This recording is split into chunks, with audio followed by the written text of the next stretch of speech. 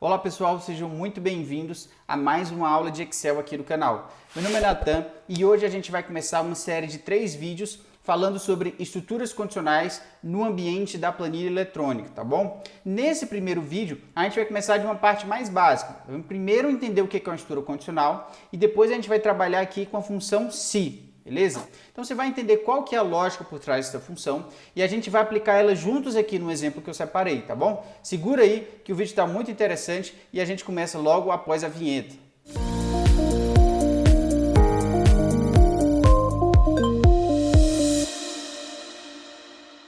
Então é o seguinte, pessoal, vamos direto aqui para a parte que nos interessa. Para a gente entender a ideia por trás de uma estrutura condicional, a gente vai trabalhar aqui com a função se, tá bom? Qual que é a lógica da função se? Ela vai ter 3 argumentos. O primeiro argumento é o teste lógico, né? Seria a condição que a gente vai verificar utilizando aqui os dados da nossa planilha. Todo teste lógico, ele só pode ter 2 resultados possíveis, ou ele vai dar verdadeiro ou ele vai dar falso, tá? Caso o teste dê verdadeiro, o que eu quero que o Excel faça, né? O que eu quero que a função execute? É isso que a gente vai especificar aqui nesse segundo argumento, que seria o valor se verdadeiro. Então, posso pedir aqui para a função, por exemplo, escrever um texto, ou imprimir um número, ou fazer uma conta, desde que seja apenas um comando que eu vou especificar aqui dentro, tá bom? Agora, se o teste lógico der falso, aí a gente vai pedir para a função executar um outro comando, ou seja, é uma outra conta que ela vai fazer, ou um outro texto que ela vai escrever, enfim, desde que seja também apenas um comando, tá? Isso aqui que a função se faz, numa linguagem de programação é muito comum. Isso é chamado de estrutura condicional composta. Então ela vai pegar aqui uma condição e verificar, ou seja, ela vai executar um teste lógico no início de tudo, e aí ela vai executar comandos que dependem do resultado deste teste lógico. Ou seja, se der verdadeiro é um comando 1, se der falso é um comando 2, tá bom? Vamos entender aqui a partir desse exemplo, que vai ficar muito mais claro de vocês pegarem aqui a ideia. Então aqui a gente tem uma planilha com médias finais e frequências de estudantes que estão matriculados aí, que acabaram de cursar uma disciplina de cálculo 1. Todos esses dados que eu estou trazendo para vocês são dados completamente fictícios, tá, pessoal? São valores aqui que eu coloquei só para a gente entender aqui a ideia do problema. Então, o nosso objetivo aqui é avaliar a situação final dos alunos aqui ao final do período. A gente quer saber se os alunos passaram ou não nessa disciplina.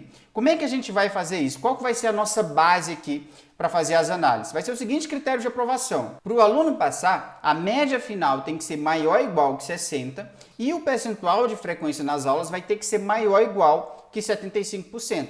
Então, vocês conseguem ver aqui que eu quero testar 2 condições.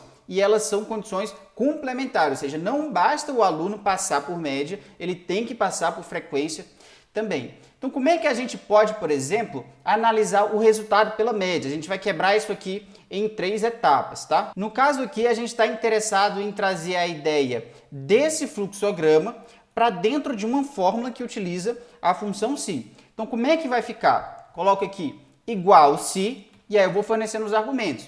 O primeiro argumento aqui é o teste lógico, ou seja, com relação à média, o que eu quero verificar? Eu quero ver, por exemplo, se a média do Thales foi maior ou igual a 60, que é justamente esse losango aqui que a gente tem no nosso desenho.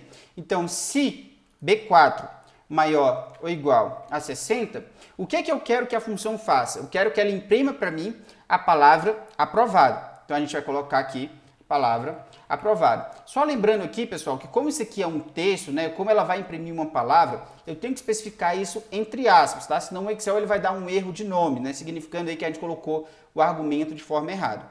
Agora, se o aluno não for aprovado, o que eu quero que a função faça? Eu quero que ela imprima a palavra reprovado, que a gente vai ter que colocar aqui também entre aspas, tá bom? Então, dou um Enter aqui, primeiro resultado certinho. A média do Thales foi 93, ou seja, maior ou igual a 60, portanto, ele obteve uma aprovação por média.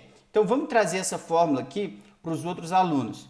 Quase todo mundo passou por média, como vocês podem ver aqui, ó, exceto o Bruno, que ficou com a média aqui, 42, portanto, o resultado foi reprovado, tá? Agora, não basta passar por média, como eu falei para vocês, a gente tem que analisar também o resultado pela frequência. Então, como é que a gente faz isso? A gente escreve uma fórmula que traz essa ideia aqui, ilustrada no fluxograma. De novo, a gente vai para a função se.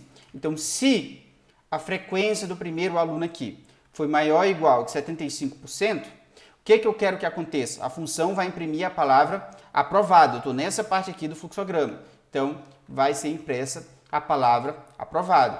Agora, se não, vai ser impressa aqui a palavra reprovado.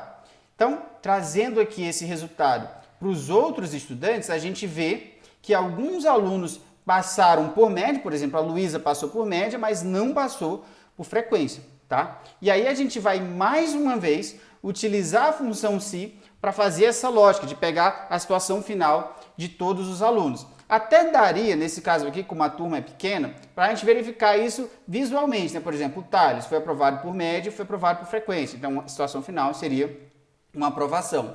Mas se a gente tivesse uma turma muito grande, 50, 60, 100 alunos, isso aí seria muito cansativo de fazer. Então é por isso que a gente vai de novo trazer aqui mais uma lógica utilizando a função se. Então presta atenção aqui, pessoal. Aqui a gente vai ter um passinho a mais que é muito importante que vocês entendam. Então vamos olhar aqui o nosso diagrama.